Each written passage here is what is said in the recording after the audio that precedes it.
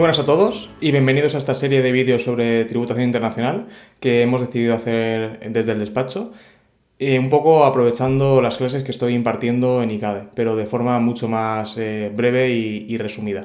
Entonces, este es el primero de algunos o una serie de vídeos que cada semana iremos subiendo. Las diapositivas estarán en inglés porque así también pues, os podéis familiarizar con la nomenclatura y jerga inglesa, pero las explicaciones serán todas en castellano. Bueno, pues un poco, esta primera clase es de introducción. Lo primero que tenemos que saber cuando estamos viendo o introduciéndonos a la fiscalidad internacional es introducción a la fiscalidad en general. Entonces haremos un breve repaso de los impuestos en general. Bueno, normalmente se dice que hay tres tipos de impuestos: impuestos indirectos o al consumo, como el IVA; impuestos sobre la riqueza, como el impuesto sobre el patrimonio, el impuesto a las grandes fortunas o el IBI; e impuestos sobre la renta, como son el impuesto sobre sociedades, el impuesto sobre la renta de las personas físicas, el IRPF, o el impuesto de la renta sobre la renta de los no residentes, el IRNR. Entonces, ¿cuál es la diferencia entre los impuestos directos e indirectos? Pues hay varias clasificaciones, pero a mí la que más me gusta es esta, que es que un impuesto es indirecto porque grava una manifestación indirecta de la riqueza. Por ejemplo, imaginemos que Marta gana 100.000 euros al año y Juan gana 150.000 euros. Ahí está claro que Juan gana más que Marta, en la medida que su ingreso anual es superior. Pero, ¿qué pasa si Manolo gasta 100.000 euros y Pepe gasta 150.000? ¿Podemos decir que Pepe es más rico que Manolo? Bueno, pues generalmente sí, porque gasta más, pero no tiene por qué, porque Pepe podría estar gastando dinero, pero pidiendo prestado para gastar, y Manolo podría estar ganando mucho más que Pepe, pero ahorrando ese dinero. Entonces, aunque es cierto que Pepe, por lo general, si gasta más, ganará más que Manolo, no tiene por qué ser siempre así. Por tanto, el consumo es una manifestación indirecta de la riqueza, y los tributos que gravan manifestaciones indirectas de riqueza, como el consumo, se llaman tributos indirectos. Ya os digo que esta definición es la que a mí más me convence. Luego, hay fundamentalmente dos tipos de impuestos: los progresivos y los proporcionales. También se dice que hay impuestos regresivos, pero bueno, en la práctica no se dan. Un impuesto es progresivo cuanto más gana la persona, cuanto mayor es la base imponible, mayor es el impuesto marginal, el tipo marginal que paga. No es que cuanto más gane más paga, porque eso pasa siempre en los impuestos progresivos y los impuestos proporcionales, sino que, por ejemplo, fijaos en este gráfico, si tenemos una persona que gana 100 y paga 10, si gana 200 no puede pagar 20, porque eso sería proporcional, sino que pagará igual 25. Entonces, si el tributo aumenta el tipo marginal cuanto mayor es el ingreso o la renta de la persona, estamos ante tributos progresivos. Y si el tributo aumenta conforme aumenta la renta, estamos ante tributos proporcionales. Por ejemplo, impuestos progresivos suelen ser los impuestos sobre la renta de las personas físicas.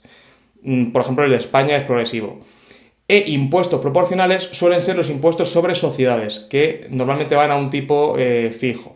Aunque hay veces que los países sí que es verdad que configuran los impuestos sobre la renta de las sociedades con una progresividad, pero no suele ser habitual. En España, por ejemplo, para el año 2025, pues se ha empezado a hacer esto para empresas pequeñas, pero no es algo normal en tributación internacional. Y luego, impuestos proporcionales son casi siempre los impuestos al consumo, porque claro, cuando vas a Mercadona, cuando vas a una tienda, no te preguntan cuánto ganas para ver qué tipo pagas de lo que estás comprando, ¿no? Entonces, los impuestos indirectos, ya os digo, suelen ser proporcionales. Digo suelen ser porque hay algunos que sí que se intenta que sean progresivos. Por ejemplo, hay algunas comunidades que el impuesto sobre transmisiones patrimoniales lo intentan hacer progresivo, de tal forma que cuanto mayor es el valor del inmueble que compras, mayor es el tipo que te aplican, pero es una cosa muy extraña y que no se suele ver normalmente, ¿no? Otra cosa importante, la distinción entre contribuyente legal y contribuyente económico. Esto a efectos internacionales es importante. El legal taxpayer, que es el contribuyente legal, es el que se relaciona con la administración tributaria y hace el ingreso del impuesto a la administración. El economic taxpayer, el contribuyente económico, es aquel que soporta el impuesto. Entonces, hay algunas veces en las cuales el contribuyente legal no es el mismo que el contribuyente económico. ¿Cuándo? Pues fundamentalmente en el IVA. En el IVA, el contribuyente digamos, el que soporta el impuesto es el consumidor, pero el que lo ingresa es la empresa que le vende al consumidor bienes y servicios, ¿no? Entonces, por ejemplo, si vamos a Mercadona, que siempre pongo Mercadona, pero bueno, por una empresa, si vamos a Mercadona, yo pago el IVA sobre lo que compro, yo soporto el impuesto porque evidentemente nadie me lo va a devolver, pero Mercadona es el que ingresa el IVA a Hacienda. ¿Por qué se hace esto? Pues por una cuestión de gestión, porque si cada uno tuviera que ingresar el IVA de las compras que hace, sería absolutamente imposible de manejar eso o gestionar. Con lo cual, en estos casos se hace esa distinción. Normalmente, en los tributos directos, contribuyente legal y contribuyente económico coinciden. Entonces, en tributación internacional, los problemas se suelen producir con tributos directos, que son normalmente progresivos y en los cuales el contribuyente legal y económico coinciden. Entonces, vamos a ver ahora una serie de conceptos de tributación internacional que van a ser muy valiosos para poder guiarnos en los futuros vídeos. Lo primero es la doble imposición. Entonces, aquí no estamos hablando de doble imposición internacional, estamos hablando de doble imposición interna.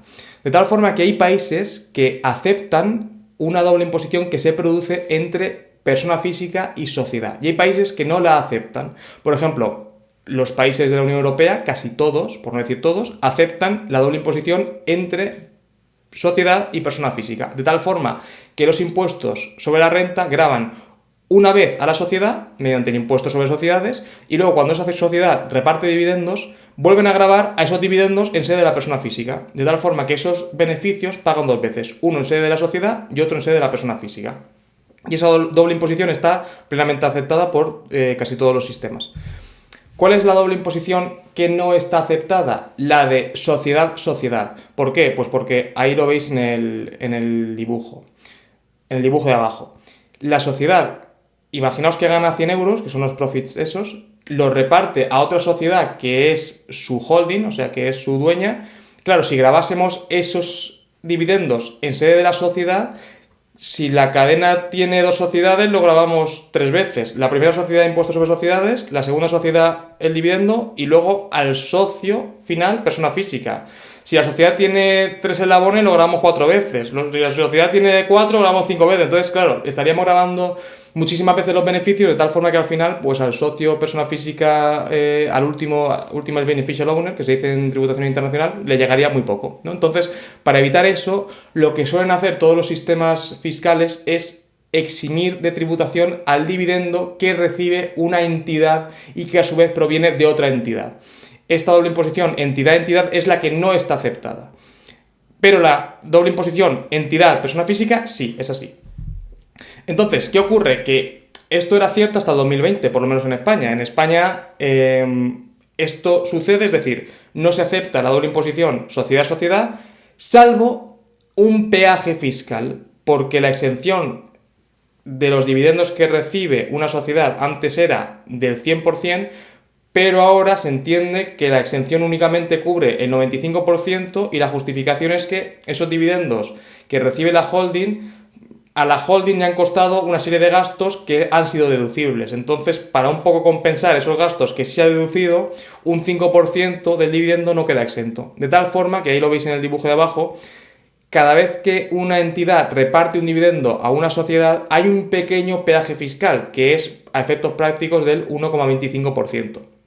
Que no es tanto como pagar un 25%, pero claro, depende de los niveles que tengamos en la holding, pues será más o menos. Como veis ahí, la foto de arriba es qué ocurre si una sociedad tiene a un socio persona física directamente. En ese caso, el socio persona física de unos beneficios de 100 acaba recibiendo 55. Y en la foto de abajo, de unos beneficios de 100, el socio persona física acaba recibiendo 53,63. Es decir, por el camino se han perdido 1,40 €, ¿no? Entonces, bueno, el concepto es que la doble imposición sociedad-sociedad no se acepta con estos matices, que algunos países pues sí que imponen ese pequeño peaje fiscal. Pero luego hay otros países que no aceptan la doble imposición sociedad-socio, persona física. Por ejemplo, Chile. Hay países que lo que dicen es, la sociedad paga impuestos sobre sociedades, pero ese impuesto es una especie de pago a cuenta del impuesto sobre la renta que va a pagar el socio persona física. Entonces, fijaos en este esquema. Imaginaos que tenemos una sociedad que paga 25 euros de impuestos sobre sociedades, de tal forma que reparte un dividendo de 75 neto al socio. Pues lo que hacen este tipo de sistemas es decir, realmente el socio ha recibido como dividendo económico 100 euros, que eran los 100 euros de beneficio que había generado la sociedad. Por esos 100 euros de beneficio, el socio persona física tendría que pagar, imaginaos, 35%, por tanto 35 euros.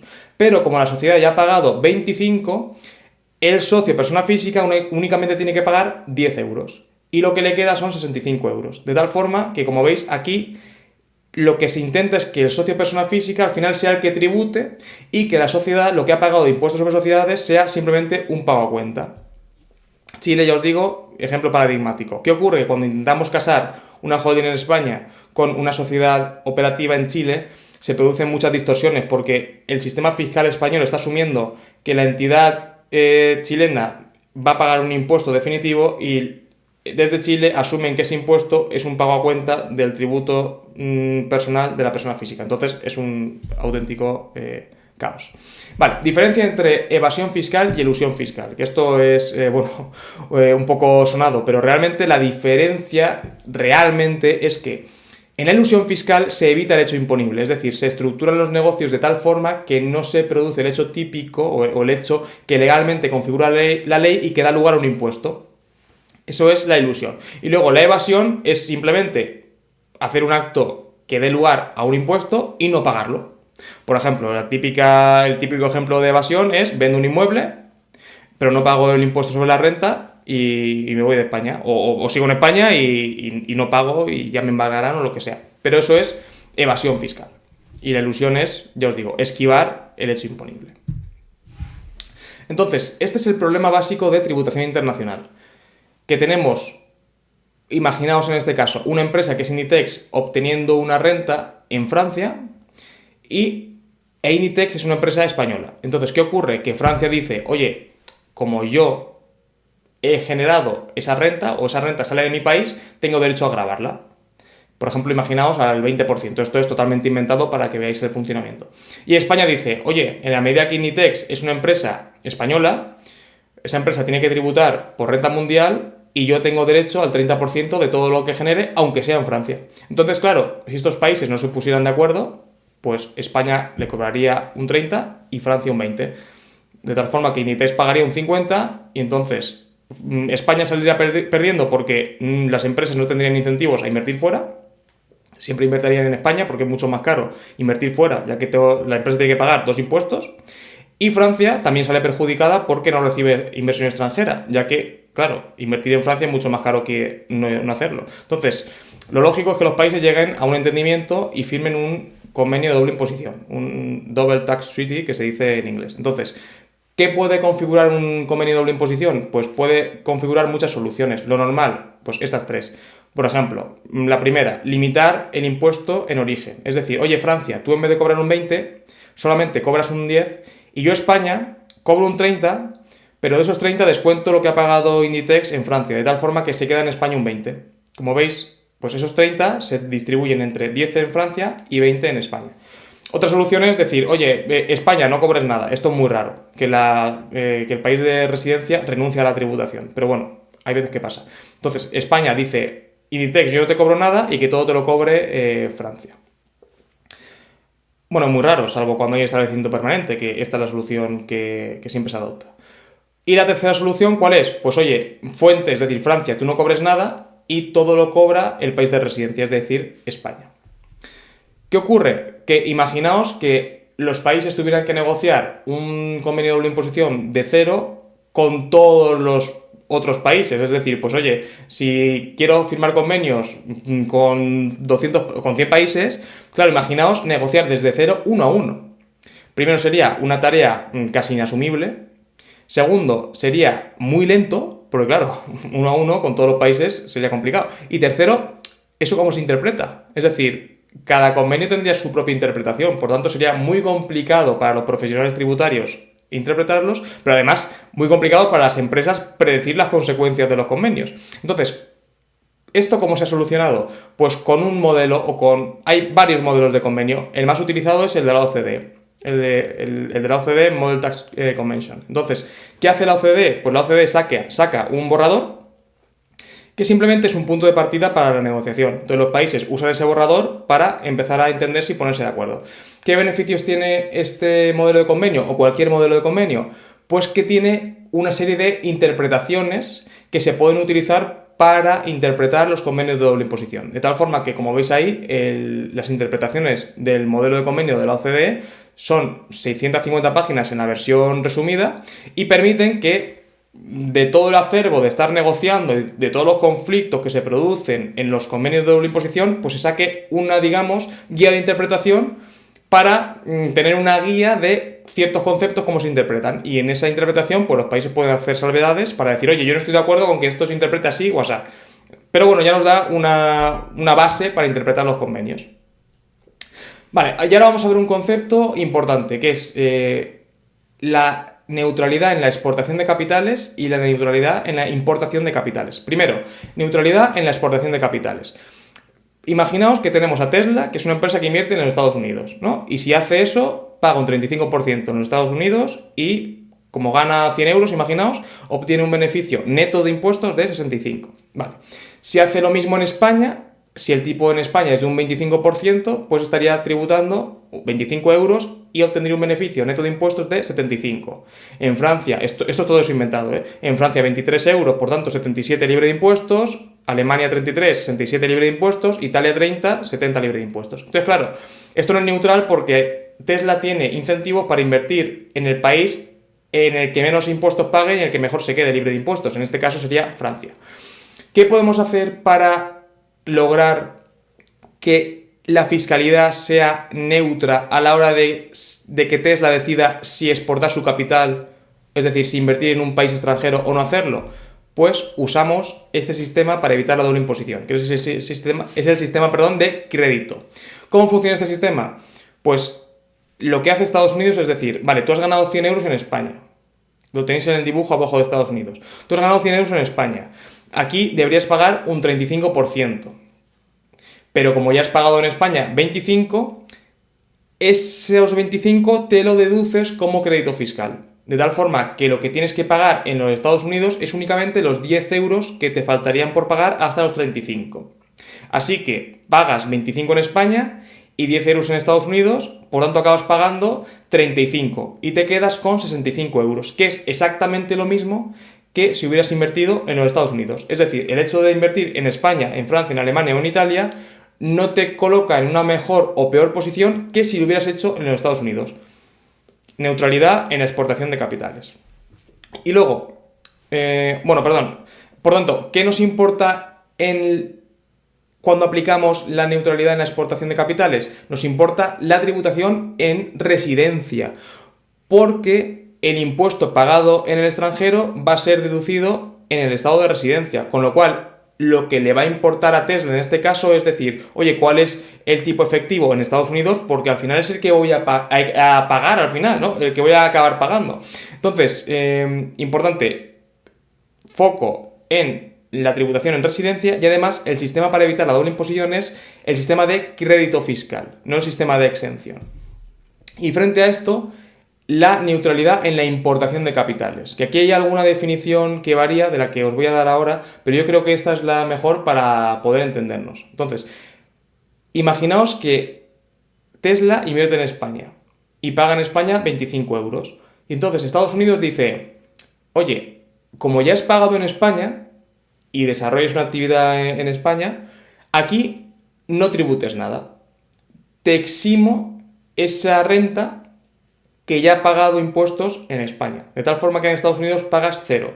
Así que tus 100 euros de beneficio menos los 25 euros que pagas en España, 75 euros es tu beneficio después de impuestos, ¿vale?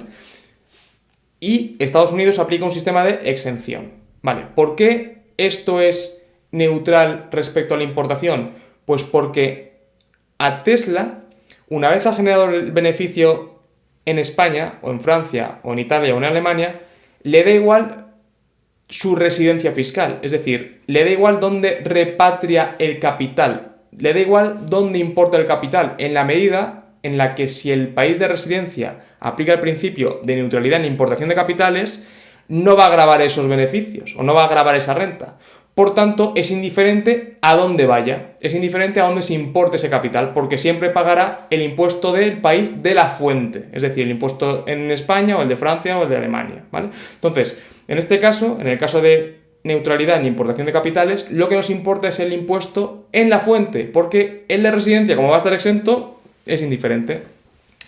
Y para respetar el principio de neutralidad en la importación de capitales, el sistema para evitar la doble imposición que se debe articular es un sistema de exención, no un sistema de crédito. Y ya acabamos el vídeo con dos cosas. La primera, ¿cómo se recaudan los impuestos en la fuente? Es decir, imaginaos que una compañía le paga un interés a Tesla y ese interés se grava con un 25% de impuestos en el país de fuente, que es España. Entonces, claro, España quiere ese tributo, pero no le puede pedir a Tesla que haga una declaración en España. Bueno, se lo puede pedir, pero Tesla, claro, igual no lo hace. ¿Y cómo puede España hacer que una empresa pague cuando no es residente en ese país? Es muy complicado. Entonces, para evitar esto, el estado de fuente, normalmente, en el 99% de casos, no hace que el no residente tenga que declarar en el país de la fuente, sino que hace que el residente que paga la renta al no residente, en lugar de pagarle toda, le retenga una parte, le hace un withholding tax, una retención, y le paga al no residente el neto. Y con eso que retiene se lo ingresa a la agencia tributaria. ¿Por qué? Hombre, porque yo al residente sí que lo puedo enganchar si no me paga. Ahí sí que tengo capacidad de decirle, oye, tenías que haberle retenido a Tesla, no lo hiciste, me ingresa la retención. Entonces, este es el sistema que se suele utilizar. No se impone al no residente obligación de declarar normalmente, sino que se impone la obligación al pagador residente.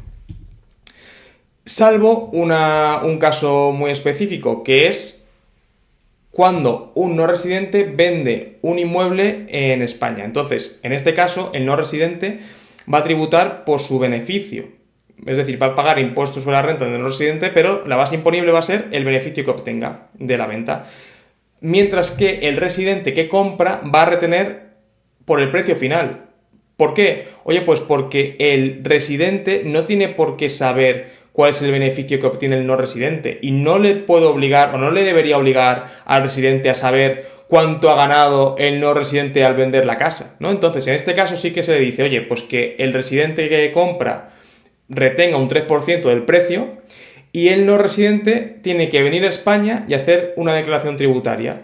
Y entonces, fijaos en este caso que el no residente debería pagar 19.000 euros de impuestos y contra esos 19.000 deduciría los 6.000 que ha pagado el residente, de tal forma que el no residente debería tributar en España 13.000 euros. Aquí sí que tiene que el no residente hacer una declaración fiscal en España por ese impuesto, porque no se puede hacer de otra forma, ¿no? Entonces, importante si tenéis residentes comprando inmuebles a no residentes, ojito con la retención, que la tienen que hacer. La responsabilidad tributaria es suya.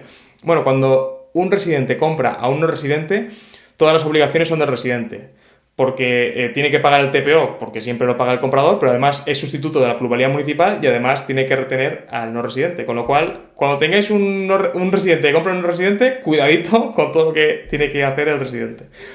Y todo esto es lo que os quería enseñar. Gracias por la atención y nos vemos en próximos vídeos. Muchas gracias.